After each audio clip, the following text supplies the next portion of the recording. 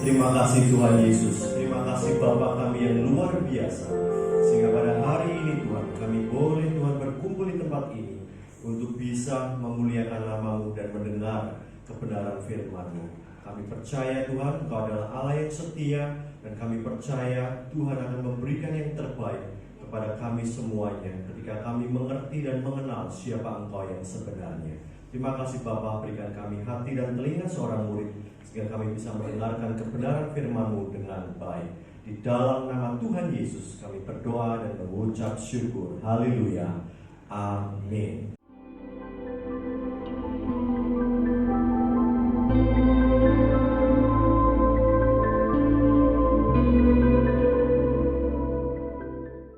Bapak Ibu, ya jemaat yang dikasih Tuhan, hari ini saya akan bawakan satu topik firman Tuhan yang berbahaya.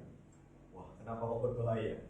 Karena jangan-jangan setelah kita selesai mendengar firman ini, kita ini jadi orang yang sukses, orang yang diberkati, orang yang melejit, orang yang luar biasa.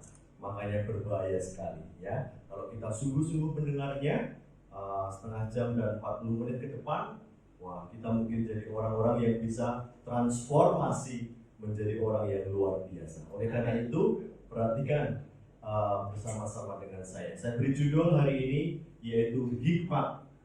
Hikmat adalah harta yang termahal. Hari-hari ini di masa COVID-19 ini yang termahal adalah kehidupan, betul ya? Karena kita sedih sekali, banyak sekali saudara kita, teman kita mungkin yang menjadi korban COVID, sehingga kehidupan itu menjadi sesuatu harga yang tidak bernilai. Karena kalau orang sudah game over atau sudah tidak hidup lagi sekarang ini, maka dia sudah tidak bisa menikmati semua berkat Tuhan di dunia ini. Walaupun berkat di surga nanti juga luar biasa, tetapi dia sudah nggak bisa berkarya lagi, sudah nggak bisa melayani Tuhan seperti sekarang ini. Tetapi sebetulnya kalau orang hidup tetapi tanpa hikmat, maka orang itu pun sebetulnya juga sangat tidak berguna. Karena hikmat adalah harta yang paling tidak ternilai, harta yang paling mahal, harta yang bagi kita semuanya tidak bisa diukur harganya.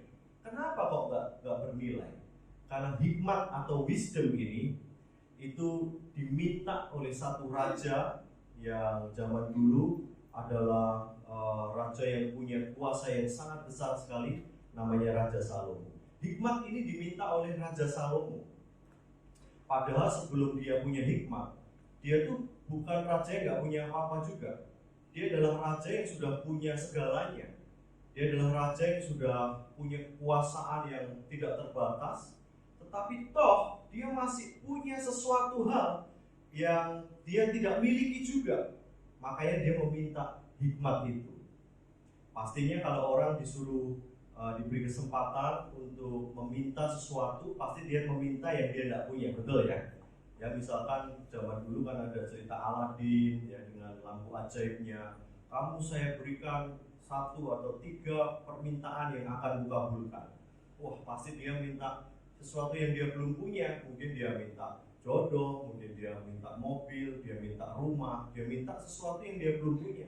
Nah, Raja Salomo ini itu sudah punya semuanya. Nah, dia minta apa lagi yang dia tidak punya? Ternyata dia minta hikmat. Berarti hikmat adalah sesuatu yang mahal, sesuatu yang seorang Raja Salomo pun belum miliki. Betul ya, saudara semuanya ya.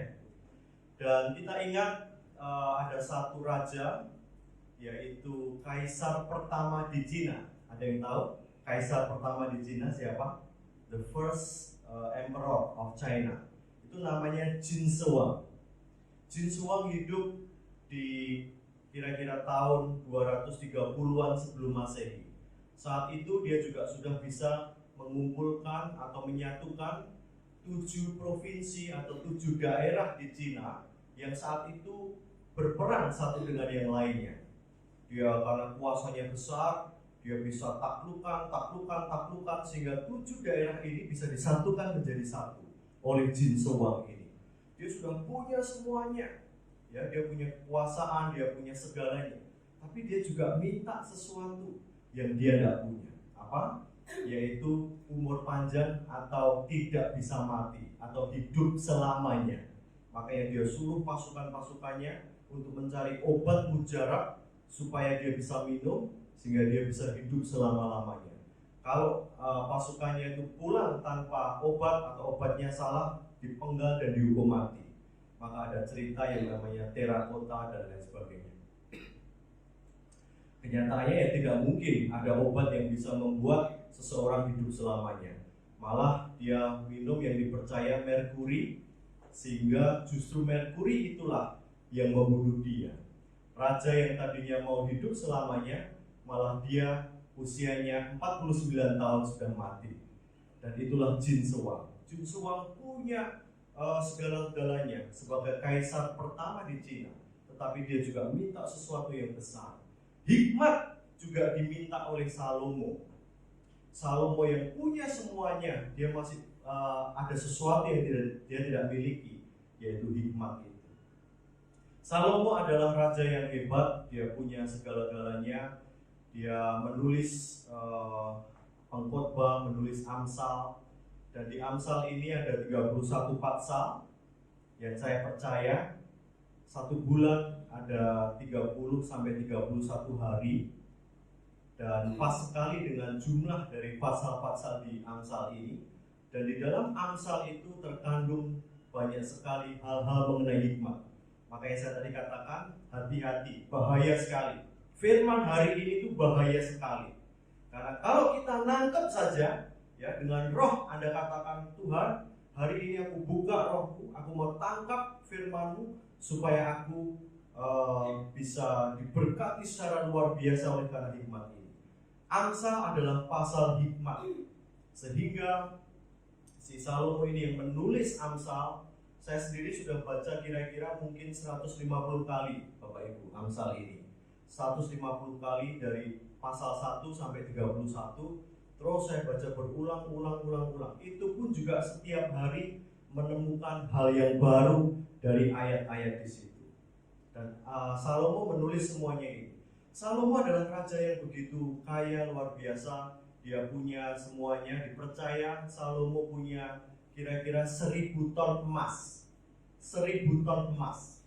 Dan ditambah dengan kekayaan-kekayaan lainnya, dia dipercaya punya harta total itu 30.000 triliun. Bayangkan, 30.000 triliun. Itu adalah dana yang sekarang ini diperlukan oleh Amerika Serikat untuk bisa keluar dari krisis dari COVID-19 ini. 30.000 triliun. Salomo yang punya emas dan kekayaan segitu pun dia masih merasa kurang, dan dia tulis di dalam Amsal, kita mungkin bisa buka sama-sama. Amsal 3 ayat 14 dan ditulis juga dalam Amsal 8 ayat 19. Hikmat lebih berharga dari emas tua dan perak pilihan. Bayangkan, dia sendiri sudah punya emas. Kita semua kalau punya emas kan seneng ya. Emasnya emas tua lagi, kadarnya yang 99,99. Kalau punya emas ya senang, wah emas bisa buat beli macam-macam. Tetapi Salomo, sang penulis dari Amsal ini, yang dia sudah punya emas 1000 ton, dia masih mengatakan hikmat itu masih jauh lebih berharga dari emas tua dan perak-perak pilihan. Bayangkan saudara, dan di pasal 11 ayat 4 dikatakan, pada hari kemurkaan harta tidak berguna. Pada hari kemurkaan harta tidak berguna, tetapi kebenaran melepaskan orang dari maut. Kalau saya boleh terjemahkan secara bebas, orang mati yang tanpa Tuhan Yesus, maka kekayaannya tidak bisa meluputkan dia dari neraka jahanam. Betul? Namun orang miskin pun yang tidak punya apa-apa sekalipun, jika dia mati dalam Tuhan Yesus, ia akan selamat masuk ke surga. Amin saudara. Itulah yang dimaksud. Jadi harta, kekayaan tidak berguna, tetapi kebenaran itu akan melepaskan orang yang dari maut. hikmat atau Inggrisnya adalah wisdom, saya cek di dalam Kamus Besar Bahasa Indonesia, diterjemahkan sebagai kebijakan atau kearifan. Ada orang lain juga yang mengatakan ada orang yang berhikmat itu artinya apa? Orang yang berhikmat artinya adalah orang yang bersikap atau bertindak tepat di waktu yang tepat. Tetapi kalau saya punya kalau saya baca Alkitab, dia menerjemahkan lebih dari itu. Hikmat, bahasa aslinya dikatakan hakma. Hakma adalah kelihayan, kecerdikan, atau kehati-hatian. Orang punya hikmat, orang punya hakma itu adalah orang yang lihai, cerdik. Dia kalau mengelola perusahaan, perusahaannya beruntung. Ya, kalau dia mengelola gerejanya diberkati luar biasa. Sebagai kepala dari rumah tangga, keluarganya diberkati. Dia itu adalah orang yang berhakma, orang yang berhikmat, orang yang punya kelihayan di dalam mengelola sesuatu. Tetapi kalau saya boleh terjemahkan secara bebas, setelah pembacaan dari Amsal-Amsal ini sudah 150 kali Bapak Ibu, saya menerjemahkan hikmat itu adalah kekuatan untuk memperoleh kekayaan dan untuk memperoleh segala sesuatu yang baik dalam kehidupan, dan mengantar dan memastikan pada saat kita nanti mati, kita juga memiliki keselamatan. Itulah hikmat. Ya, saya ulang sekali lagi. Hikmat menurut terjemahan bebas yang saya sendiri terjemahkan adalah kekuatan untuk memperoleh kekayaan dan untuk memperoleh segala sesuatu yang baik dalam hidup ini, dan untuk menjamin setelah kematian pun kita ada jaminan surga di situ. Nah, segala sesuatu yang baik dalam kehidupan itu apa? Ya, kesehatan, kekuatan, kemampuan untuk bekerja, kebahagiaan, dan lain sebagainya. Orang yang punya hikmat, dia sebetulnya punya segala-galanya. Contohnya saat itu ya, hikmat, yaitu kearifan atau kebijakan atau kebijaksanaan. Salomo, kita tahu semuanya, setelah dia minta hikmat dan Tuhan memberikan hikmat, dia langsung dikasih satu kasus. Kasusnya yaitu dua ibu yang berebut anak, ibu A dan ibu B. Ibu A itu ibu yang benar dan ibu B adalah ibu yang bohong. Dua-duanya punya bayi yang lahirnya beda hanya 3 hari. Malam-malam ketika dua-duanya tidur, tidak ada CCTV, ya, karena kalau ada CCTV sudah beres, nggak perlu hikmat. Disetel aja, di playback, oh anakmu sing mati, anakmu sing urip, gampang ya loh. Tapi zaman itu belum ada CCTV, tidak ada bukti sama sekali. Lalu si anak A ketindihan mati dan anak B hidup.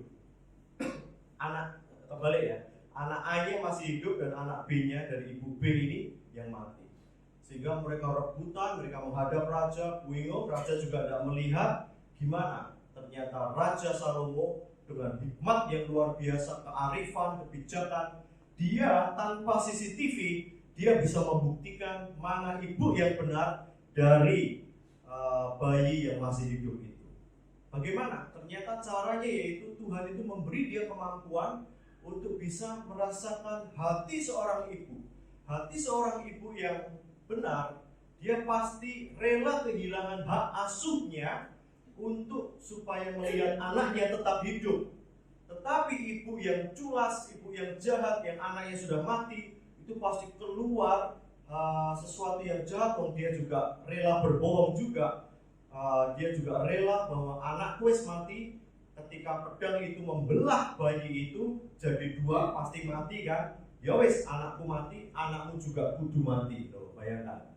Salomo itu bisa diberikan kemampuan untuk bisa mengerti apa yang dipikirkan oleh hati seorang ibu, padahal dia seorang laki-laki. Itulah hikmat yang luar biasa dari Tuhan. Tetapi saudara, hari-hari ini sebetulnya hikmatnya Salomo itu kalau kita dengarkan juga nggak terlalu heboh-heboh amat, betul ya? Karena kita seringkali kalau kita melihat cerita-cerita yang film itu, sekarang ada Sherlock Holmes. Sherlock Holmes adalah detektif yang sama seperti Salomo sebetulnya. Dia nggak ada bukti CCTV, tapi si Sherlock Holmes ini bisa mengetahui siapa yang membunuh, siapa yang tidak membunuh. Dia itu bisa dengan jelas.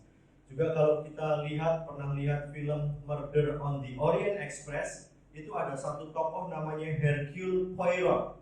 Hercule Poirot ini juga bisa mengetahui siapa yang membunuh si orang yang di dalam kereta api itu, padahal dia nggak melihat. Kalau ada yang melihat CSI atau Crime Scene Investigation, drama seri di televisi, itu ada tokoh namanya Gil Grissom. Itu juga bisa. Dan sekarang ini teman-teman di kepolisian, di satuan reserse polisi, itu pun sebetulnya juga sudah melakukan pekerjaan detektif ini seperti yang Salomo itu. Jadi apa? Kalau saya boleh katakan, hikmat itu tidak sekedar hikmatnya Salomo yang bisa menyelesaikan kasus si dua ibu tadi yang berebut anak yang hidup tadi. Tetapi hikmat di dalam Amsal 1-31 jauh lebih dari itu semuanya. Percaya Bapak Ibu semuanya? Dan hikmat itu, kalau saya sudah rangkumkan di sini, itu adalah kemampuan untuk pandai di sekolah, cepat ahli dalam pekerjaan. Bayangkan, cepat ahli dalam pekerjaan. Karena ada beberapa staf saya itu diajari sudah lama gak iso-iso. Nah, berarti orang kalau punya hikmat, dia itu cepat pandai di dalam pekerjaan. Waduh, sebulan sudah bisa, 3 bulan sudah bisa. Dia sudah cepat naik tingkat dalam pekerjaannya. Tidak bisa ketipu orang. Kalau orang bekerja, orang usaha, dia nggak ketipu sana ketipu sini. Karena ada satu orang yang dalam hidupnya berusaha 10 kali dia ketipu orang dan jatuh bangun terus. Kalau kita memiliki hikmat, maka kita tidak mudah ditipu sama orang. Lepas dari jerat wanita jalan, ya, di dalam Amsal ini, secara heran saya juga ada 3 hal yang banyak sekali dibahas di situ, yaitu mengenai perzinahan, yang kedua mengenai hormati atau takut kepada orang tua, yang ketiga mengenai kemalasan. 3 hal ini, topik ini diulang terus. Nah, 3 hal ini pastinya adalah sangat penting sekali. Dan hikmat ini ngajari kita untuk lepas dari jerat wanita jalan. Karena kita tahu semuanya, kalau sudah terjerat atau terjerat oleh wanita jalan, orang pria ini hidupnya enggak karu-karuan pasti. Keluarganya enggak karu-karuan, hartanya juga bisa habis, segala sesuatunya habis, keluarganya hancur dan lain sebagainya. Hikmat juga bisa memberi kita kekuatan untuk menyembuhkan sakit tubuh. Nanti Bapak Ibu lihat, itulah yang menyembuhkan tulang-tulangmu. Ada semuanya di dalam Amsal ini. Dan hikmat juga bisa memberi kekayaan yang melimpah ruah, umur panjang, kenaikan pangkat. Loh, kenaikan pangkat pun ditulis di dalam Amsal. Kok iso ngurusi kenaikan pangkat juga Alkitab ini.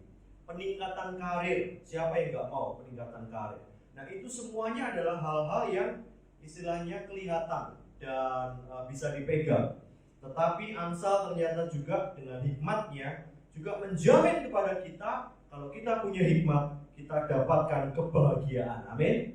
Kebahagiaan.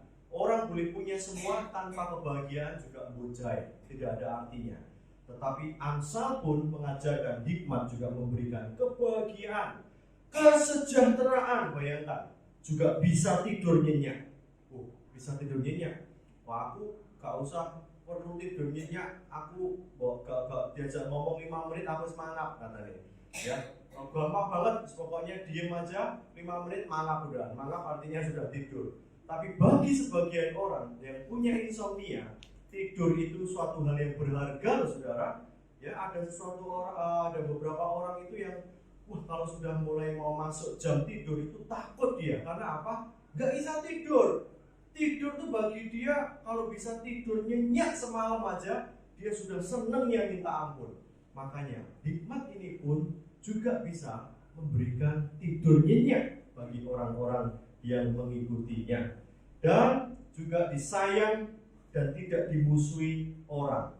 Punya nama baik, karena nama baik itu di atas semuanya. Betul saudara?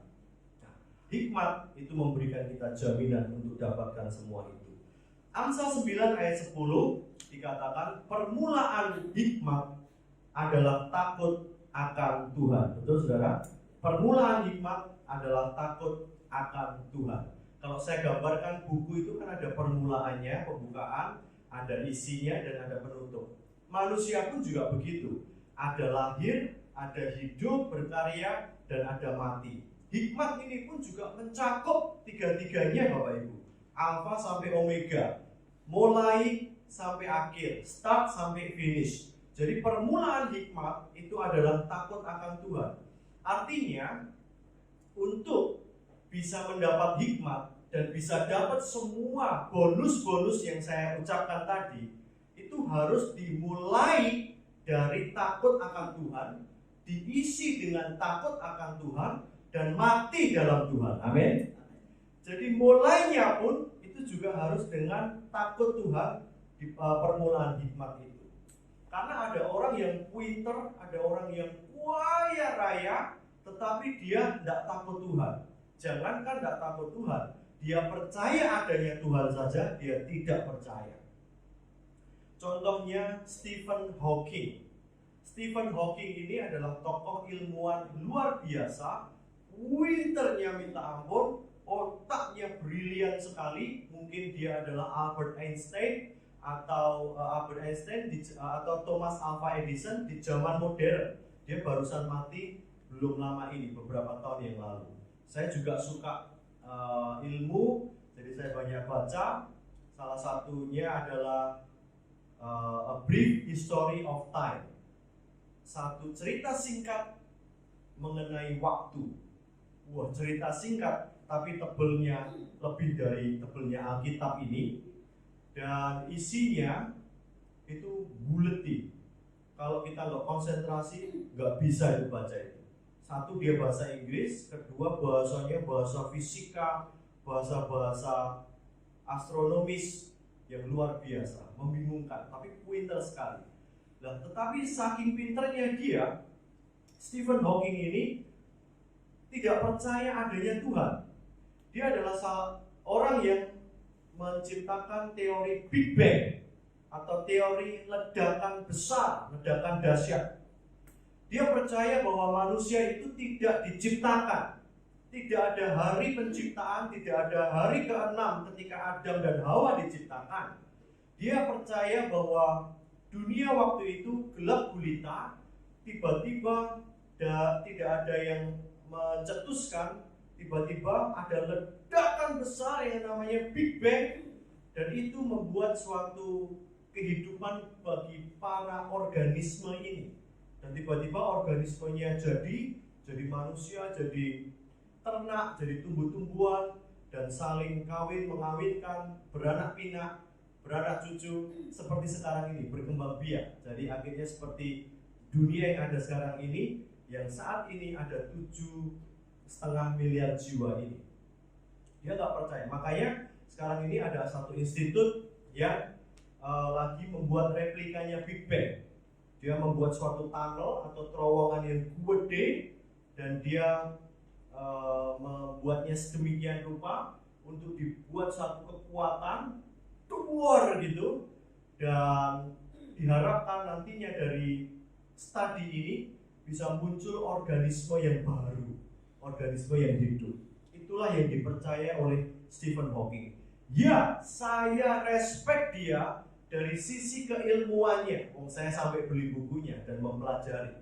Tetapi kasihannya Stephen Hawking yang pintar ini, dia tidak percaya adanya Tuhan. Karena apa? Sebelum matinya dia tulis begini: dunia terjadi dari sebuah ledakan besar, dan semuanya bisa terjadi dengan sendirinya, bisa hidup dengan sendirinya, dan dia bisa self-sustaining.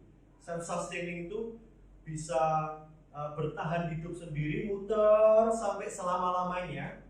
Terus akhirnya dia kasih tulisan di akhirnya seperti apa? Dengan begitu Tuhan tidak punya peran di situ. Bayangkan saudara, Tuhan tidak punya peran di dalam penciptaan, Tuhan tidak punya peran di dalam menjagai umat manusia ini untuk teruskan hidupnya. Nah, di situ dia punya blunder, saudara. Nah, orang yang tidak percaya Tuhan itu disinggung oleh Salomo di dalam pasal 1 ayat 29. Oleh karena mereka, orang-orang seperti Stephen Hawking ini, benci kepada pengetahuan dan tidak memilih takut akan Tuhan. Jadi saya tidak limit batasi pada Stephen Hawking saja ya, tetapi semua turunan dia. Mungkin ada orang yang KTP-nya Kristen, percaya Tuhan Yesus, tapi dia tidak mengamalkannya. Kehidupan sehari-harinya jauh banget dari Tuhan. Tidak ada hal yang rohani pun di dalam hidupnya. Itu pun juga termasuk turunannya Stephen Hawking. Kalau Stephen Hawking jelas-jelas dia percaya tidak ada Tuhan. Tetapi turunannya itu yang disinggung oleh ayat-ayat yang sebentar saya akan bacakan ini adalah orang yang percaya adanya Tuhan. Orang ke gereja, tetapi dia sehari-harinya sama sekali dia tidak punya hubungan yang intim dengan Kristus, hubungan yang baik dengan Tuhan. Itu sama saja yang diolok-olok di sini. Oleh karena mereka membenci kepada pengetahuan dan tidak memilih takut akan Tuhan. Ya, tadi kan dikatakan takut akan Tuhan adalah permulaan dari hikmat tadi. Dilanjutkan di pasal 1 tetap di ayat 26 dan 27. Maka aku ini adalah hikmat yang dipersonifikasi. Aku juga akan menertawakan celakamu. Loh, bayangkan. Orang yang tidak memilih takut akan Tuhan atau orang yang tidak punya Tuhan dalam keseharian dia, itu sudah pasti hidupnya celaka, Bapak Ibu. Celaka, karena apa? Ketika orang seperti itu celaka, si hikmat ini yang punya yang dipersonifikasi, dia akan menertawakan. Nah, kamu saat itu kan kamu tidak memperhatikan pengetahuan, takut akan Tuhan tidak ada padamu. Ketika celakamu datang, ya mungkin ketika kamu ditipu orang, ketika kamu sakit, si hikmat yang dipersonifikasi ini akan menertawakan. Syukur, kayak new porno gitu ya. Bahasanya ini kan kayak new porno. Aku akan menertawakan celakamu. Aku akan berolok-olok apabila kedahsyatan datang atas kamu. Bayangkan, orang yang tidak memilih takut akan Tuhan, orang itu satu kena celaka, kedua kena apa? Kedahsyatan. Bayangkan, kedahsyatan itu sesuatu yang menghantam tiba-tiba, yang porsinya begitu besar, yang membuat hidup kita goncang, hidup kita sedih, hidup kita ancur-ancuran. Saya melihat beberapa orang seperti itu. Saya sendiri juga pernah kena hantaman kedahsyatan yang seperti itu. Gak enak sekali pokoknya, Bapak Ibu. Apabila kedahsyatan datang ke atasmu seperti badai, loh, bayangkan, badai itu gak ada yang pelan, gak ada yang kayak itu angin sepoi-sepoi, Bapak Ibu. Tapi badai itu kalau datang, dalam hidup kita sampai badai itu seperti itu. Nah, kalau badai itu datang, kita ditertawakan, ya. Dan celaka yang melanda kamu seperti angin puyuh apabila kesukaran dan kecemasan datang menimpa kamu. Nah, ini orang-orang yang tidak takut Tuhan, orang yang tidak membawa Tuhan dalam hidupnya, itu kena kedahsyatan yang seperti badai seperti ini. Dan kesukaran dan kecemasan yang menimpa. Di ayat 24 dan 25, oleh karena kamu menolak ketika aku memanggil. Nah, ini kita masuk bagian yang kedua, yaitu dipanggil. Ketika aku memanggil, kamu menolak. Dan tidak ada orang yang menghiraukan ketika aku mengulurkan tanganku. Bahkan kamu mengabaikan nasihatku dan tidak mau menerima teguranku. Sehari-hari sebetulnya Roh Kudus itu ngawe-ngawe kita. Roh Kudus itu sebetulnya memanggil-manggil kita. Ya. Dia itu kayak memberikan sebuah come home calling, sebuah panggilan untuk pulang, panggilan untuk pulang, panggilan untuk mendekat dengan Bapa. Mazmur mengatakan, aku menenangkan jiwaku seperti anak yang disapih dekat dengan ibunya. Menenangkan, dekat Bapa itu tenang. Ini sebetulnya dipanggil untuk ayo balik anak, balik on. Saya kan sering bepergian, traveling. Kadang naik mobil, kadang naik kereta, kadang naik pesawat. Nah, kalau di kereta atau pesawat itu sebelum boarding atau naik kereta atau naik pesawat, itu akan dipanggil. Kereta ini, pesawat ini, jurusan ini segera akan jalan, maka penumpang dipersilahkan untuk segera masuk ke dalam ruang tunggu. Nah, itu udah sering banget sebelum COVID ini, saudara. Saya dengar itu sering sekali. Panggilan seperti itu. Saya tidak mungkin akan tenang-tenang. Saya tidak mungkin akan ngopi sik ngentek 15 meneh. Wah, ya ketinggalan beneran, saudara. Kereta ini sampai Mojokerto, aku lagi sadar mau naik, waduh sudah ketinggalan. Nah, hikmat itu sebetulnya memanggil-manggil seperti itu. Come home, come to the Lord, my son. Sebuah panggilan untuk come home, untuk dekat dengan Tuhan. Sebuah panggilan, ini panggilannya tuh sehari-hari di mana-mana. Ketika kita melakukan semua aktivitas kita. Di pasal 1 ayat 20 dan pasal 8 ayat 9, hikmat berseru nyaring di jalan-jalan, di lapangan-lapangan ia mendengarkan suaranya, di atas tempat-tempat yang tinggi di tepi jalan, di persimpangan jalan-jalan, di atas tembok ia berseru-seru, nak, hai manusia, panggilannya, nama kita dipanggil dia. Di samping dan di depan pintu-pintu gerbang kota, pada jalan masuk yang mengucapkan kata-katanya. Berapa lama lagi, hai orang yang tidak berpengalaman, kamu masih cinta kepada keadaanmu itu. Jadi dia itu memanggil. Pagi tadi bangun, itu sudah ada suara pasti dalam diri kita. Roh Kudus itu sudah bicara. Saat kita bersiap-siap, saat kita mandi, itu ngomong terus. Saat kita di perjalanan, saat kita tiba di kantor, tiba di gereja, saat kita beraktivitas, saat kita ngomong dengan pelanggan, saat kita mungkin kalau dokter lagi meriksa pasien, saat kita mungkin seorang lawyer, seorang pengacara lagi mengawal kasus, notaris lagi bikin surat akta tanah, pedagang mungkin lagi nyiapin ngiris ngerajal berambang, ya toh, untuk yang punya warung, punya restoran, pedagang lagi nyiapkan barang dagangannya, buka toko, apapun juga, gembala sidang mempersiapkan firman, dan pulang sampai di rumah bercengkrama dengan keluarga, mungkin doa bareng, ngobrol, guyonan, dan lain sebagainya, sampai dia tidur. Itu sebetulnya hikmat tidak pernah berhenti berbicara. Sesungguhnya mereka, dia memanggil kita terus. Panggilan, sampai kapan? Berapa lama lagi, hai orang yang tak berpengalaman, kamu masih cinta kepada keadaanmu itu. Jadi orang yang masih tinggal di dalam dosa, punya selingkuhan, masih terus dipegangin selingkuhannya, mungkin masih terikat narkoba, dia terus terikat, terus gak bisa lepas. Dia nipu orang di dalam bisnisnya, dia terus menipu dan menipu, makin besar, karena tidak ada, menipu itu makin kecil. Kebanyakan, wah nipu sidik, kok yo iso, kok selamat, kok yo cuan, nipu rotok gede meneh. Selamat meneh, cuan meneh, riba. Nah itu sifat dosa itu seperti itu, bertingkat, naik kelas. Sesuai tidak pernah wisuda sih dosa itu. Dosa itu baik, ya. Jadi makin besar terus.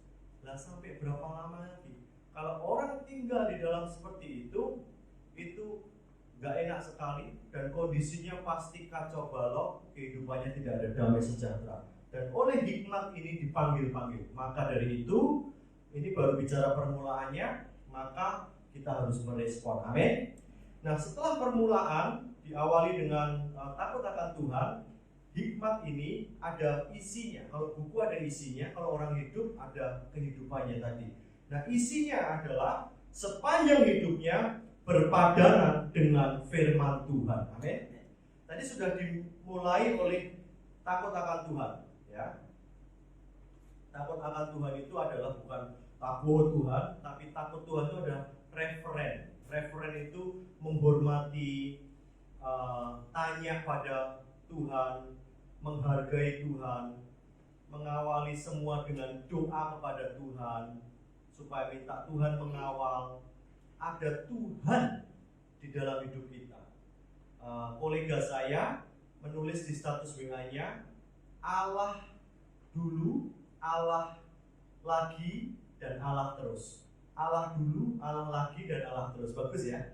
Jadi Allah dulu, Allah lagi, Allah terus. Nah, jadi takut akan Tuhan itu kayak gini.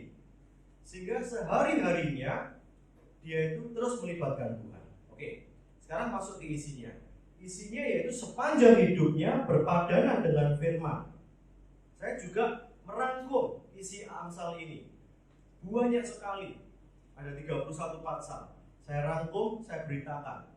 Dan kalau Bapak Ibu, seperti yang saya katakan tadi, firman hari ini itu buaya. Bisa meledos. Meledosnya apa? Kalian jadi orang-orang hebat, orang-orang sukses, orang-orang bahagia, orang-orang yang luar biasa. Kalau Anda menangkap dengan rohmu, maka firman hari ini gosu, bahaya sekali. Ya, kalau kita perhatikan dan tangkap, wah, besok minggu datang ketemu Pak Indra di sini, wah, saudara menjadi manusia baru yang luar biasa. Ya, apa? Selama sepanjang hidupnya berpadanan dengan firman, menyimpan perintah. Jadi firman Tuhan menjadi kesukaannya. Sehari-harinya dipimpin oleh firman. Sehari-harinya dalam melakukan keputusan-keputusan bisnis, mengelola perusahaan, berdagang, melakukan kesehariannya itu sesuai firman. Mendengar, menunggu di pintu. Bayangkan, menunggu di pintu. Kami punya anjing itu, kalau dengar klakson saya pulang dari kantor, titit, dia sudah bisa, gordennya bisa pakai kepalanya diginiin, dia selingkuhan gini, nyari dan gitu. Dia menunggu ternyata, saudara. Dia menunggu tuannya. Pernah nggak kita menunggu Tuhan itu seperti itu? Ya, tadi aja dipanggil-panggil kita bocah, nggak dengar, saudara. Ini boro-boro, ini justru malah tuannya belum datang ditunggu. Bayangkan, kita menunggu Tuhan seperti itu, maka Tuhan itu senengnya kayak apa?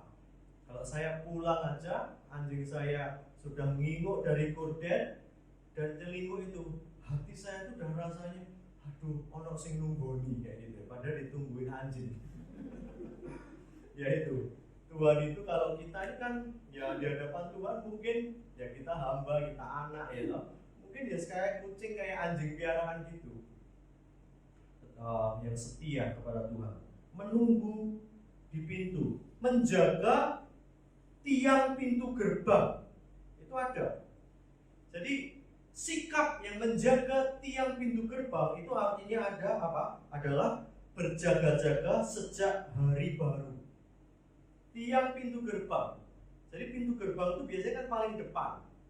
Jadi dia menjaga tiangnya. Berarti orang yang menjaga tiang pintu gerbang yang nantinya dapat yang tadi saya katakan, pandai di sekolah, cepat ahli, lepas dari wanita jalan, sembuh, kekayaannya melimpah, umur panjang, naik pangkat, peningkatan karir, bahagia, sejahtera, bisa tidur malam, disayang, punya nama baik.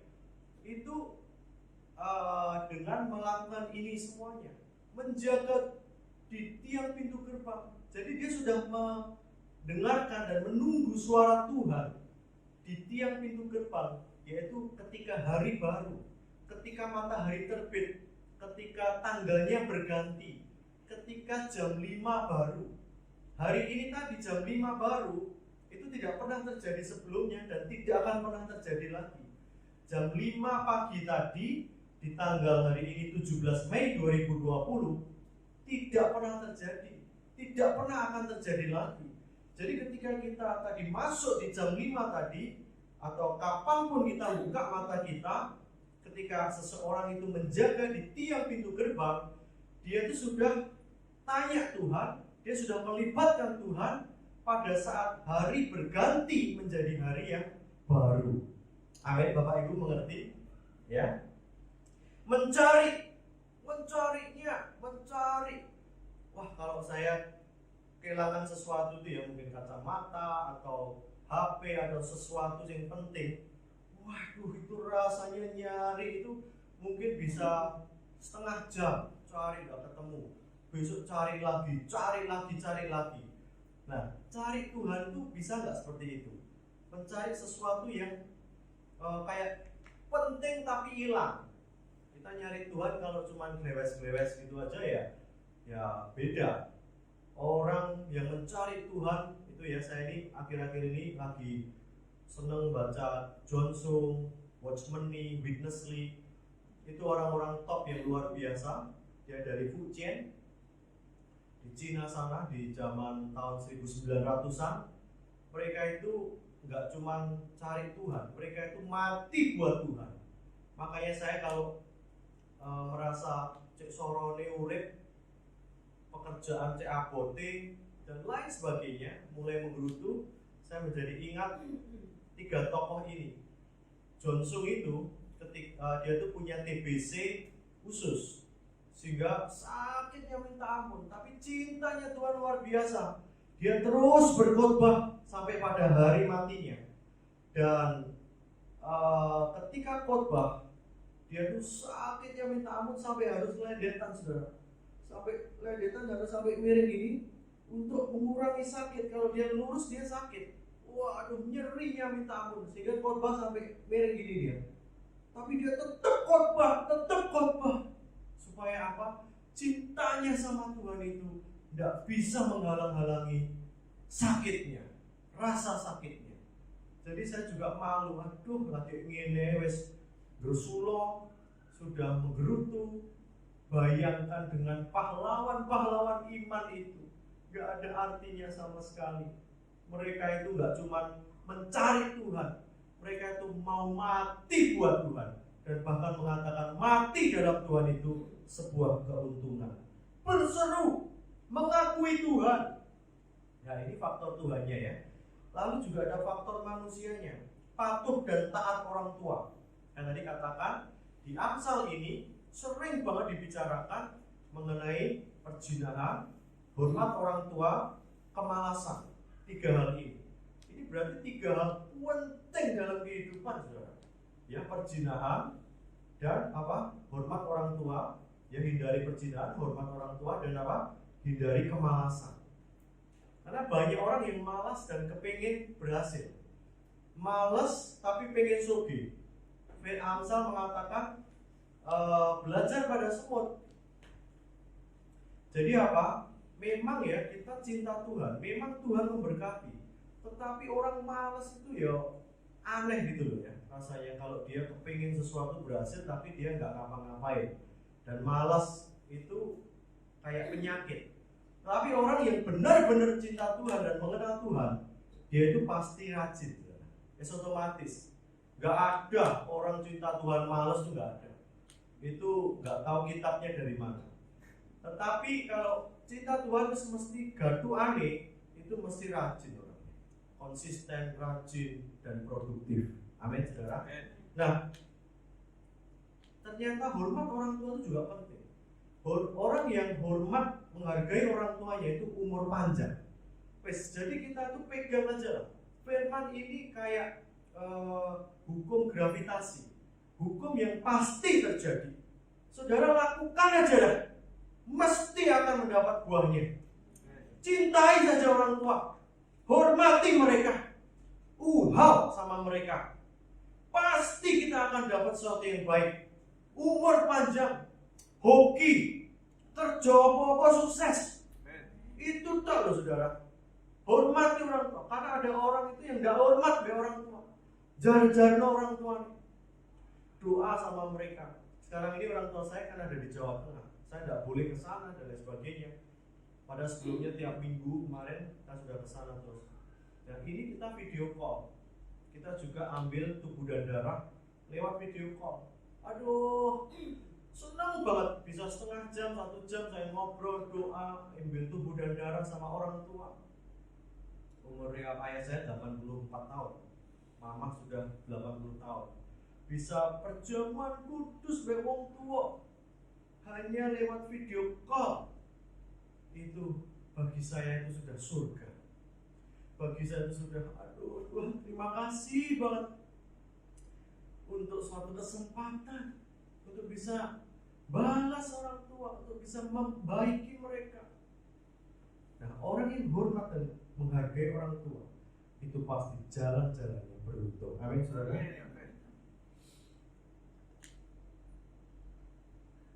Menjaga hati penuh kewaspadaan, tidak malas, menjauhi perzinahan, membenci kejahatan, tidak sombong.